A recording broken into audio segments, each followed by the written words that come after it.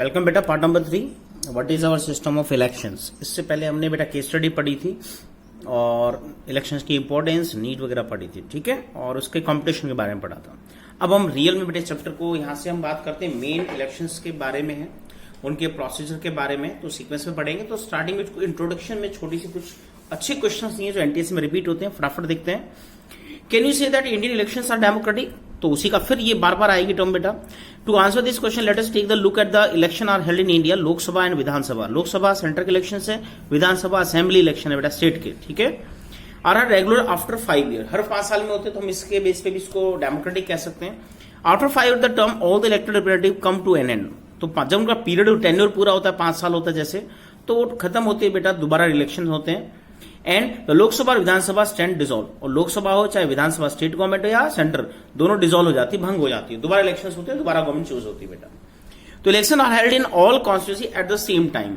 तो हर एक कॉन्स्टिट्यूंसी में लगभग सेम टाइम होते हैं बेटा, same day with in a few days, और कई जगह फ्यू डे, यानी बड़ा स्टेट है या पूरा कंट्री की बात करें तो कई चरणों में होता है, 1 2 3 4 5 6 7 दिन, ठीक है। This is called general election. इसको हम क्या बोलते हैं? जनरल इलेक्शन, जो पूरे पीरियड के बाद डिसॉल्व होती है गवर्नमेंट, उसके बाद होते हैं, ठीक है।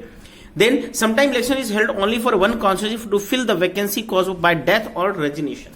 अगर कोई कैंडिडेट रिजाइन कर दे या डेथ हो जाए उसकी, तो उस 1-2 सीट पे जो इलेक्शंस होते हैं बेटा, उनको हम बोलते हैं by election. This is known as by election. तो इस टॉपिक में जो मेन टर्म्स है बेटा, एक तो ये इलेक्शंस के नाम, कई डिफरेंट नेम यूज होते हैं इनके लिए, ठीक है। दूसरा डिसॉल्व का है, गवर्नमेंट डिसॉल्व होना मीन्स उसका पीरियड पूरा हो जाना। बीच में भी भंग कर सकते हैं बेटा किसी की रीजन से, राइट, वो मेजोरिटी ना रहे तो भी वो डिसॉल्व हो सकती है, वो अलग मेथड है।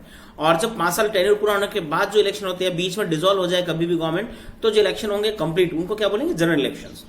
इसके बाद एक टर्म है आपकी जो अभी बताई थी कि डेथ रेजिग्नेशन पे जो दोबारा 1-2 सीट पे इलेक्शंस होते हैं, उनको हम क्या बोलते हैं? By elections. क्या बोलते हैं हम? By election. तो जनरल इलेक्शन, बाई इलेक्शन, ये 2 टर्म्स अपोजिट, इन दोनों का लेना बेटा। चलिए, in this chapter we will focus on general election. इस चैप्टर में हम टोटल जनरल इलेक्शन के बारे में पढ़ेंगे। तो फर्स्ट टॉपिक आता है बेटा इलेक्टोरल कॉन्स्टिट्यूएंसीज। तो इलेक्शंस के लिए हम बेटा पूरे स्टेट को या कंट्री को कॉन्स्टिट्यूएंसीज में बांटते हैं। इनको लोकली हम सीट बोल देते हैं, सीटों में बांटते हैं, क्योंकि एक कॉन्स्टिट्यूएंसी जो जीतेगा, एमपी हो एमएलए हो, वो एक सीट पे जाके बैठता है, ठीक है। और उस कॉन्स्टिट्यूएंसी असेंबली या कोई भी लेगेसी बॉडी है, तो उसमें टोटल सीट्स काउंट होती है, कितने लोग उसमें बैठेंगे, ठीक है। देखिए, you read about the people of Haryana election. पीछे केस स्टडी इलेक्शन पढ़ी थी हरियाणा की बेटा, 90 एमएलए हैं। You may have wonder how they did that. Did every person in Haryana vote for all 90 MLA? क्या हर पर्सन 90 एमएलए को वोट करता? नहीं बेटा, आपके एरिया से जितने लोग खड़े हैं, आप उनमें से इलेक्ट करके किसी एक एमएलए को वोट करेंगे, ठीक है। You perhaps know that this is not the case in our country. We follow an area based system of representative. हम एरिया बेस्ड रिप्रेजेंटेटिव सिस्टम को यूज करते हैं, यानी हर एक पूरे एरिया में जो वोटर्स हैं, वो अपने एरिया से किसी एक पर्सन को इलेक्ट करके भेजेंगे, ठीक है। The country is divided into different area for purpose of election. This area called electoral constituency. तो हमने पूरे कंट्री को या स्टेट को कुछ इलेक्शंस के लिए कुछ एरियाज में डिवाइड किया है, और हर एक एरिया को हम क्या बोलते हैं? Electoral constituency. इनको सीट भी बोलते हैं। The voter who live in area elect one representative. और उस एरिया में जो जितने वोटर रहते हैं, वो एक रिप्रेजेंटेटिव चूज करते हैं, और मेजोरिटी से चूज किया जाता है, ठीक है। Then So for Lok Sabha election the country is divided into 543 constituency. Total seat कितनी है? 545। तो 2 इसमें बेटा हम बात करते हैं एंग्लो इंडियंस है जो नॉमिनेट होती हैं, बाकी 543 पे इलेक्शंस होते हैं, ठीक है। And the representative elected from each constituency is called a member of parliament. तो सेंटर के इलेक्शन, लोकसभा के इलेक्शन है, तो हर एक कॉन्स्टिट्यूंसी बड़ी होती है बेटा इसकी कॉन्स्टिट्यूंसी, उसके जो मेंबर इलेक्ट होता है उसको क्या बोलते हैं? MP. It means member of parliament. यहाँ एक और वर्ड बता देता हूं बेटा, जो राज्यसभा के एमपी हैं, राज्यसभा में उनको भी राज्यसभा एमपी बोलते हैं, ये लोकसभा एमपी हैं, ठीक है। दोनों की डेजिग्नेशन एमपी है, member of parliament. One of the feature of democratic election is that every vote should have equal value. हर एक वोट की इक्वल वैल्यू होती है। That is why the constitution require that each constituency should have a रफली equal population living with in. तो constitution भी ध्यान रखा है बेटा हमने, कॉन्स्टिट्यूंसी जब डिवाइड किए कि उनमें रफली पॉपुलेशन में लगभग बराबर हो, इसलिए कोई बड़ी कोई छोटी। डेंसिटी ज्यादा है तो छोटी सीट मिलेगी आपको, और जब पॉपुलेशन बहुत कम है वो काफी बड़ी कॉन्स्टिट्यूंसी मिलेगी। जैसे राजस्थान में, भुज में, या हम जेएंडके की बात करें तो वहां ये कॉन्स्टिट्यूंसी काफी बड़ी होती है बेटा, क्योंकि वह डेंसिटी कम है। Similarly each state is divide into a specific number of assembly. ऐसे बेटा स्टेट को भी हमने असेंबली कॉन्स्टिट्यूंसी, देखिए यहाँ असेंबली कॉन्स्टिट्यूंसी आ रहा है, राइट, इनमें डिवाइड किया उसे। In this case the elected representative is called member of legislative assembly. इसको member of legislative assembly, legislative assembly की इलेक्शन है तो member of legislative assembly, MLA बोलेंगे बेटा, इनकी फुल फॉर्म कर लेना दोनों की। Each parliamentary constituency has with in it several assembly constituency, यानी जो पार्लियामेंट्री की जो बड़ी कॉन्स्टिट्यूंसी है उसके अंदर स्टेट की एमएलए की कई कॉन्स्टिट्यूंसी हो सकती है बेटा। The same principle applies for panchayat and municipal election. ऐसे ही एक जो छोटी कॉन्स्टिट्यूंसी एमएलए की उसके अंदर कई पंचायत भी हो सकती हैं। ईच विलेज और town is divide into several ward. ऐसे ही जो विलेज है टाउन है वो फिर वार्ड में डिवाइड होता है, तो इसको हम यूनिट बोलते हैं, छोटी छोटी। इसको रिपीट कर रहा हूं बेटा, समझ लो। जैसे आपका ये छोटा वार्ड, इससे पंच इलेक्ट करते हैं, फिर आपका विलेज आता है जिससे आप सरपंच को इलेक्ट करते हैं। कई विलेज के ऊपर बेटा हम कहते हैं एक एमएलए की सीट होती है जिसको हम असेंबली कॉन्स्टिट्यूंसी कह सकते हैं, और फिर होती है एमपी की बहुत बड़ी कॉन्स्टिट्यूंसी होती है जिसमें कई एमएलए की कॉन्स्टिट्यूंसी हो सकती है। बात हमारी है, तो इसको हम बोलते हैं MP, member of parliament, then MLA, और फिर सरपंच, और फिर पंच भी हो सकता है। ठीक है, तो ऐसे बेटा छोटी छोटी चीजों पे डिवाइड किया इलेक्शन के बेनिफिट के लिए। इलेक्शन के लिए हमने कई सीट्स में डिवाइड किया, विलेज को भी, और किसी टाउन को भी, और हमने स्टेट को भी, और कंट्री को भी। चलिए, each village of the town divide into several ward that like constituency, और अपने छोटे लेवल की वही बात कर रहे हैं बेटा, गांव को भी हमने वार्ड्स में डिवाइड किया है। And each ward elect one member of village that urban local body, sometimes this constituency are counted as seat. तो इन सभी कॉन्स्टिट्यूंसी को कई बार हम सीट बोलते हैं, कितनी सीट है, राइट, क्योंकि सीट का मतलब है कि कॉन्स्टिट्यूंसी में कितनी सीट है, 90, तो 90 सीट होगी बेटा। हमारी हरियाणा असेंबली की बात करें तो हर सीट पे एक कैंडिडेट बैठेगा एक कॉन्स्टिट्यूंसी आगे, तो उसको सीट भी बोल देते हैं। For each constituency represent one seat in the assembly, and when we say Lok Sabha 160 seat in Haryana, it means the candidate of Lok Dal 160 assembly constituency. तो 60 सीट जीती का मतलब 60 असेंबली कॉन्स्टिट्यूंसी में कौन सी पार्टी जीती, लोक दल। So 1 in 60 assembly constituency in the state, and thus lok dal had 60 MLA in the state assembly. State assembly में 60 MLA उसके होंगे बेटा। यहाँ एग्जांपल दिया है मैप के बेस पे, ये गुलबर्गा है बेटा, उसको डिवाइड किया हुआ है।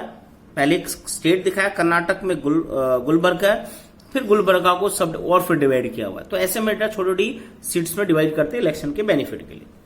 अब बात करते हैं, थोड़े से एक्स्ट्रा क्वेश्चन है बेटा, यहाँ नोट कर रखे हैं पेन से, फटाफट देख लेते हैं। सबसे पहले हम 10 सीट की बात कर रहे हैं हरियाणा में, जो लोकसभा की सीट्स हैं। तो जनरल इलेक्शन की बात करें, लोकसभा में 10 सीट्स हैं बेटा, और इसमें मैंने आपको बताया था जो 2019 की बात करें, 2019 की, तो इसमें 2 सीट हमारी मेन है जो एससी के लिए रिजर्वेशन है, शेड्यूल कास्ट के लिए रिजर्व है। एक अंबाला है, दूसरी सिरसा।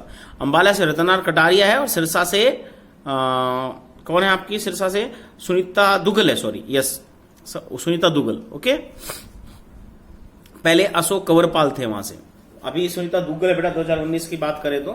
ठीक है, इसको नोट कर लेना पहला। ठीक है, अब चलते हैं आगे। इसके बाद 2 सीट्स के बाद फिर है कुरुक्षेत्र, केयू के लिखा है, हिसार, करनाल, सोनीपत, रोहतक, फिर है भिवानी, महेंद्रगढ़, इकट्ठी है बेटा, दोनों एक साथ हैं, फिर गुड़गांव, और फिर फरीदाबाद। ठीक है, तो ये हमारी 10 सीट्स हैं, इनको नोट कर लेना बेटा। और अगर हम बात करें 1966 Indian National Congress winning the party, अगर हरियाणा की बात करें 1966 में आईएनसी पंडित भगवतलाल शर्मा हमारे फर्स्ट सीएम बने थे हरियाणा के। ठीक है, पार्टीज की बात करें हरियाणा में तो आईएनसी है, Indian National Congress, INLD, Indian National Lok Dal, BJP, Haryana Janhit Congress, और आम आदमी पार्टी। ये कुछ मेन पार्टीज है हरियाणा में जो स्टेट पार्टीज है। ठीक है, अब चलते बेटा जो 10 सीट के अदर कैंडिडेट है उनकी भी हम नाम लर्न कर सकते हैं वैसे, बट अभी आपको मैं एक छोटा सा क्वेश्चन ही बता रहा हूं जो लोकसभा के रिगार्डिंग है। सो टोटल कैंडिडेट की बात करें 2019 के, अभी लास्ट जनरल इलेक्शन उसी की डेट आती है बेटा। तो एनडीए जो यानी बीजेपी का जो बड़ा अलायंस है उसकी 358 सीट्स थी बेटा। ठीक है, और यूपी कांग्रेस का अलायंस है उसका ओनली 92 मिली बेटा। ठीक है, तो 187 के आसपास ऑपोजिशन बैठे हैं, और 2 नॉमिनेटेड कैंडिडेट हैं वहां दिए हैं बेटा एंग्लो इंडियंस। कौन से 2 नॉमिनेटेड, पहला है जॉर्ज बेकर बेटा वेस्ट बंगाल से, और रिचर्ड हे केरला से। ये 2 एंग्लो इंडियंस है जो नॉमिनेटेड बाय प्रेसिडेंट। ठीक है, बाकी अदर सीट्स के भी नाम यहाँ लिख रखे हैं, चाहो तो आप इनको नोट कर सकते हैं। जो आपके नेबरिंग है उनका आपको पता होना चाहिए बेटा, वैसे भी पता होना चाहिए जनरली। तो सिरसा और अंबाला तो मैंने आपको करा ही दिया है। भिवानी महेंद्रगढ़ हमारे नेबर में लगता है बेटा, धर्मवीर है वहां से, धर्मवीर सिंह। फरीदाबाद से कृष्णपाल गुज्जर है, गुड़गांव से इंद्रजीत है, हिसार से विजेंद्र सिंह है, करनाल से संजय भाटिया, कुरुक्षेत्र से नायब सिंह सैनी, रोहतक से अरविंद शर्मा, और ये बड़ी क्वेश्चन रही थी बेटा, इसको री काउंटिंग हुई थी और दीपेंद्र हुड्डा यहां से हार गए थे। फिर सोनीपत से रमेश चंद्रा कौशिक। ठीक है, तो ये कुछ सीट से आपको लर्न कर सकते हैं, इनको नोट भी कर सकते हैं। ठीक है, और अब हम बात करते हैं बेटा असेंबली इलेक्शंस की हरियाणा के। ये तो हो गया 10 सीट्स का। असेंबली इलेक्शन की बात करें तो यहाँ पे आउट ऑफ 90 बेटा 17 सीट्स एससी के लिए रिजर्व है, शेड्यूल कास्ट के लिए, ठीक है। तो इसको भी आप प्लीज एक बार नोट कर लेना, ठीक है बेटा। ये आज का ये थर्ड पार्ट ओवर होता है, मिलते हैं नेक्स्ट फोर्थ पार्ट में। Thank you.